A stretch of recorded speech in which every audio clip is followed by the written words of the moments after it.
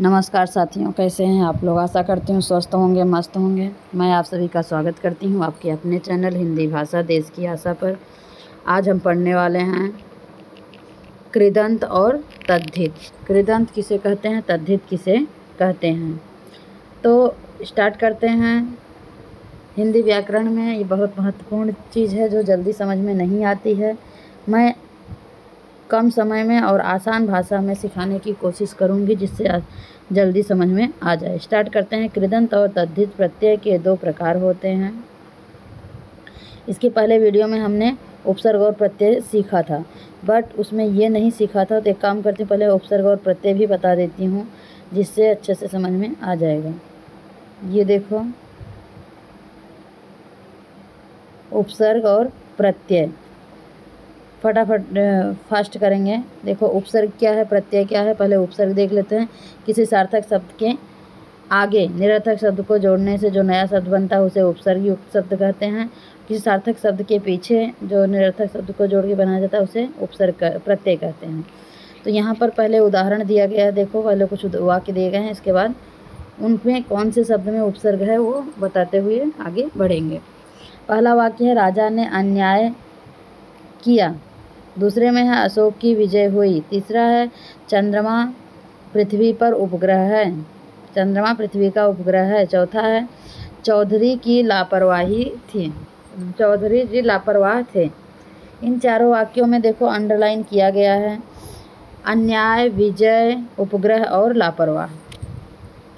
तो इसमें देखो, ये देखो, इन वाक्यों में रेखांकित शब्दों की रचना देखिए। अ प्लस न्याय बराबर क्या बन गया, अन्याय। वी प्लस जय बराबर बन गया विजय। उप प्लस ग्रह बराबर बन गया उपग्रह।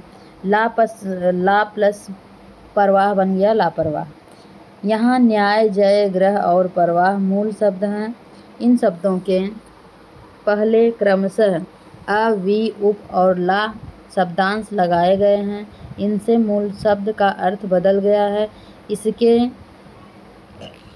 अर्थ में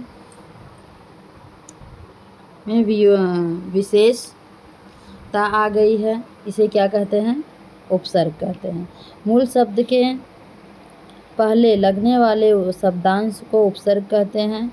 ऊपर के रेखांकित शब्दों में लगे अ, वी, उप और ला शब्दांश उपसर्ग हैं। उपसर्ग का अलग से कोई अर्थ नहीं होता है, इसीलिए इसका स्वतंत्र रूप से उपयोग नहीं किया जाता है। मूल शब्द में से नया शब्द बनाने के लिए इनको मूल शब्द के पहले लगाया जाता है। ये हो गए उपसर्ग। अब देखेंगे प्रत्यय। देखो, उपसर्ग के उदाहरण देख लो। पहले उपसर्ग के कुछ अन्य उदाहरण।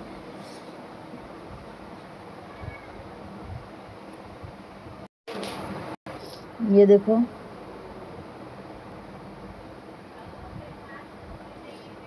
उपसर्ग है, ये मूल शब्द हैं, इन्हें उपसर्ग को जोड़ा गया है तो नए शब्द का निर्माण हुआ है। अ प्लस ज्ञान बराबर अज्ञान। आ प्लस रक्षण बराबर आरक्षण। अनु प्लस ग्रह अनुग्रह। उप प्लस द्रव्य उपद्रव। सु प्लस पुत्र सुपुत्र। अव प्लस गुण अवगुण। ना प्लस समझ नासमझ। प्र प्लस यत्न प्रयत्न। ये हो गए उपसर्ग के कुछ उदाहरण। अब देखेंगे हम प्रत्यय। स्टार्ट करते हैं। जिस तरह से उपसर्ग में हमने देखा था कि कुछ पहले वाक्य उदाहरण दिए गए हैं, फिर उनके शब्दों के से हमने एक्सप्लेनेशन चालू किया, वैसे ही यहाँ पर भी देखेंगे। पहले कुछ वाक्य देखेंगे उदाहरण के। यह पहला है, यह हवादार कमरा है। दूसरा, उसे नमकीन चीज़ें पसंद हैं। तीसरा, मोर और सांप में शत्रुता होती है। अगला, उसकी बातों में भोलापन है। इन चारों में जो अंडरलाइन किए गए हैं सब देखो, हवादार, दूसरे में नमकीन, तीसरे में शत्रुता, चौथे में भोलापन। इन शब्दों में रेखांकित शब्दों में हवा, नमक, शत्रुता और भोलापन मूल शब्द हैं। भोला मूल शब्द हैं। इन शब्दों के अंत में शब्द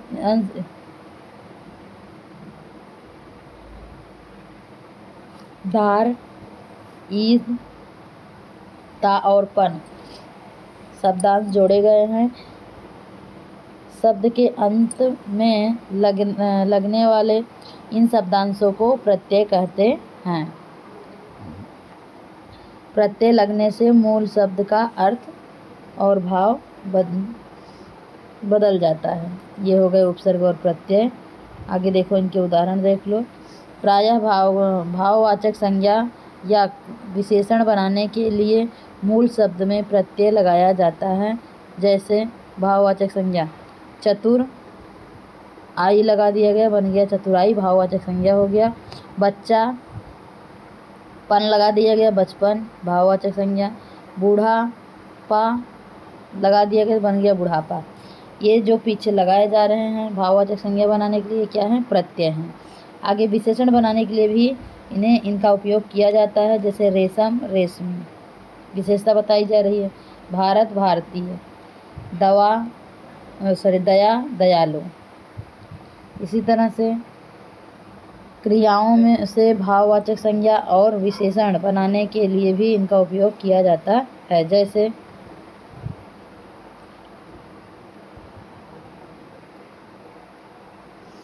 पढ़ना, पढ़ में आई लगाया गया, क्या बन गया? पढ़ाई। दूसरा बुलाना, बुला मूल शब्द है, जिसमें आई आवा प्रत्यय लगाया गया, क्या हो गया? बुलावा। भूलना क्रिया है, भूल मूल शब्द है, तो इसमें अक्कड़ लगा दिया तो बन गया भुलक्कड़। तैरना क्रिया है, तैर मूल शब्द है, आक प्रत्यय है, तैराक।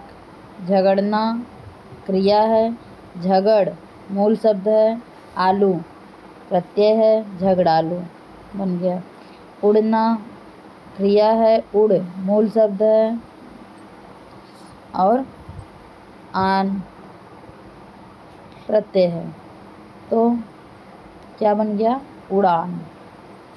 हंसना क्रिया है, हंस मूल शब्द है, ई हंसी क्या बन गया? प्रत्यय जोड़कर नया शब्द। बनना, बन उपसर्ग मूल शब्द है, आवट प्रत्यय है, क्या बन गया? बनावट। इस तरह से हो गए उपसर्ग और प्रत्यय। अब हम देखेंगे कृदंत और तद्धित। अब देखो, यहाँ पर भी उपसर्ग और प्रत्यय की ही बातें हो रही, लेकिन थोड़ी सी अलग हैं।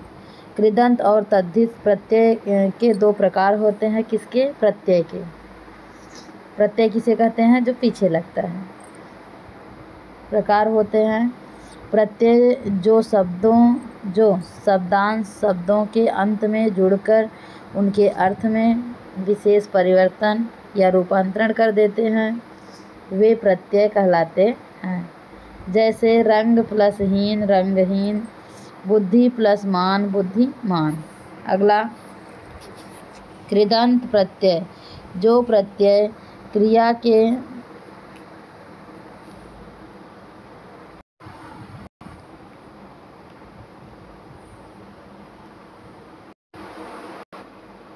इस तरह से देखो, प्रत्यय जो शब्दांश शब्दों के अंत में जुड़कर उनके अर्थ में परिविशेषता लाते हैं, उन्हें उपसर्ग कहते हैं। उत्पन्न करते हैं, उन्हें प्रत्यय कहते हैं। जैसे रंग प्लस हीन, रंगहीन। बुद्धि प्लस मान, बुद्धिमान। ये हो गए प्रत्यय। आगे कृदंत प्रत्यय क्या है, किसे कहते हैं? जैसे जो प्रत्यय क्रिया के सामान्य रूप के साथ लगा कर संज्ञा अथवा विशेषण का विशेष रूप धारण करते हैं, उसे कृदंत प्रत्यय कहते हैं। आगे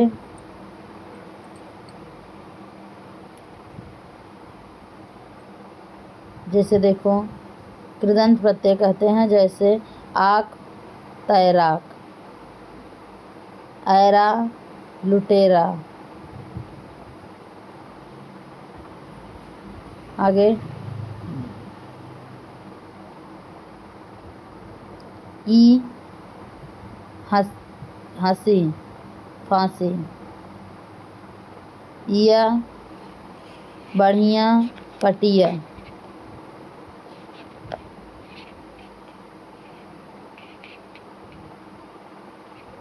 आगे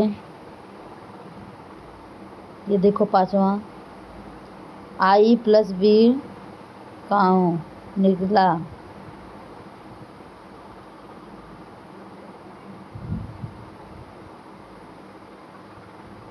आगे है ये देखो कृत पद समझ में आ गया।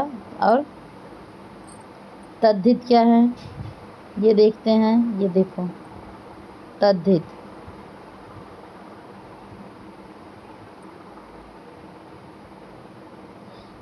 तद्धित प्रत्यय संज्ञा सर्वनाम और विशेषण शब्दों के अंत में लगने वाले प्रत्यय तद्धित प्रत्यय कहलाते हैं। जैसे आप प्लस ठंडा, भूखा,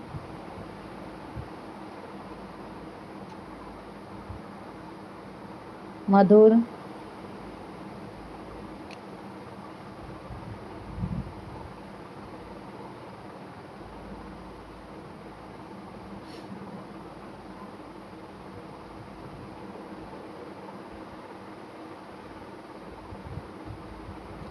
इस तरह से ये होती है कृदंत और तद्धित।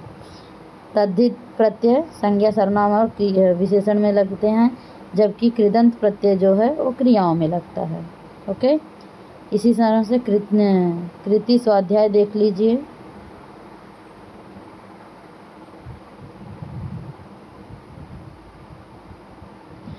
कुछ शब्द हैं यहाँ पे जिनमें कृति स्वाध्याय में उन्हें ढूंढ करके उनका वो बनाना है। कोष्ठक में उचित उपसर्ग चुनकर निम्नलिखित शब्दों से नए शब्द बनाइए।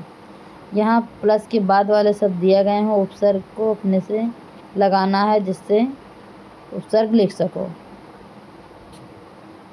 आगे 8 हैं, इसके बाद उत्तर भी दिया है। ये देखो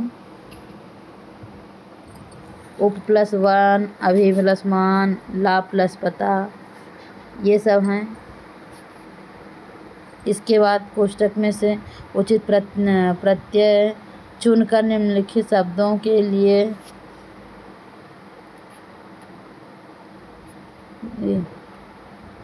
प्रत्यय दान, पान, गर, वान, इक, ईस, ई, आहट, बाज। इस तरह से अकेला, अब अकेला में क्या आएगा, पन आएगा। दुकान, दार आएगा। सौदा, गर आएगा। बल, वान आएगा। इसी तरह से कड़वा, हट आएगा। भार, ती आएगा। स्थान, नांतरण आएगा। दगा, बाज आएगा। यहाँ सब दिए गए हैं। यहाँ देखो लगाया भी गया है। कड़वा प्लस आहट, भारत प्लस ई, स्थान प्लस इक, दागा प्लस बाज। इस तरह से ये हो गए। इसके बाद उपसर्ग प्रत्यय बता दिया, कृदंत और तद्धित बता दिया, जो उपसर्ग के ही 2 प्रकार थे प्रत्यय के। आगे समानार्थी शब्द। इस वीडियो को यहीं पर समाप्त करते हैं। अगले वीडियो में हम देखेंगे समानार्थी या पर्यायवाची किसे कहते हैं। धन्यवाद। अच्छा लगे तो लाइक करें, शेयर करें और सब्सक्राइब करें।